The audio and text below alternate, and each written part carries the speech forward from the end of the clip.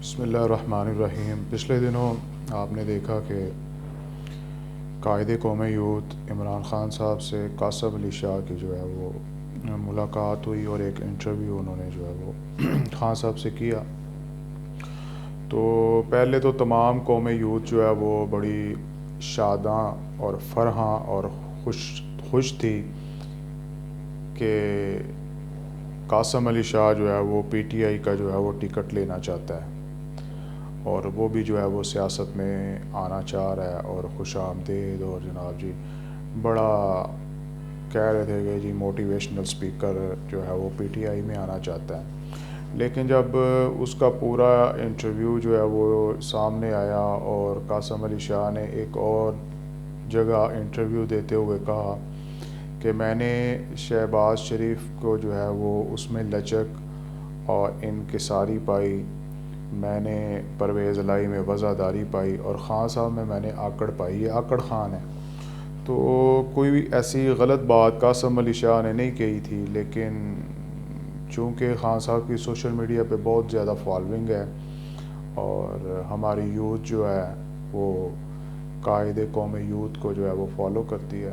تو اکثریت کو جو ہے یہ بات ناگوار گزری، کیونکہ خان صاحب کے جو چاہنے والے ہیں نا وہ بہت زیادہ خان صاحب کو چاہتے ہیں اور ان کے بارے میں کسی قسم کی کوئی بات جو ہے وہ سننا یہ گوارا نہیں کرتے، اور پھر جو ہے وہ بات کرنے والے کو آڑے ہاتھوں لیتے ہیں۔ تو پھر جو ہے وہ جب آڑے ہاتھوں لیا، اور چونکہ قاسم علی شاہ صاحب بھی جو ہیں وہ ایک مطلب بزنس مین ہیں، اب آپ کہیں گے جی وہ ٹیچر ہیں اور موٹیویشنل اسپیکر ہیں، اور بھائی یہ پیچھے اس کے بزنس ہی ہے، اس کے پیچھے پیسہ ہی ہے، پیسہ کمانا ہی ہے۔ کیونکہ اگر مجھ سے اگر کسی کو اختلاف ہے تو میں مزید اس کو جو ہے وہ الیبوریٹ کر دیتا ہوں کہ اگر اس کے پاس پیسہ نہ ہوتا، مطلب اس کی پیچھے جو ہے وہ اگر پیسہ نہ ہوتا تو یہ کبھی بھی اپنے موقف سے جو ہے وہ پیچھے نہ ہٹتا، اور یہ کہتا کہ میں نے کون سی ایسی غلط بات کی ہے۔ چونکہ اس کو اب ڈر پیدا ہو گیا کہ میرے زیادہ سوشل میڈیا پہ جو فالوور ہیں وہ زیادہ تر تو جو پی ٹی آئی والے سوشل میڈیا پہ ایکٹیو ہیں، میری فالوئنگ کم ہوگی تو لہٰذا میری انکم بھی کم ہوگی۔ تو چونکہ ایک کارپوریٹ ورلڈ کا ایک بندہ ہے تو اس لیے اس کو جو ہے یہ ناگوار گزرا، اور اس نے فوری طور پہ جو ہے اس نے کہا کہ جی خان صاحب ایک بہت بہادر اور بڑے جناب جی عظیم لیڈر ہیں، ہمیں خان صاحب کی ضرورت ہے۔ تو اس طرح جو ہے وہ اب اس نے بھی جو ہے وہ یو ٹرن لے لیا۔ تو اب جو ہے وہ قوم یوتھ جو ہے وہ بڑی پھر جو ہے وہ بغلے بجا رہے ہیں کہ جناب جی ہم نے اس کو گھٹنوں پہ لے آئے ہیں۔ اب سوال یہ پیدا ہوتا ہے کہ کہتے ہیں کہ جی اگر قاسم علی شاہ جو ہے وہ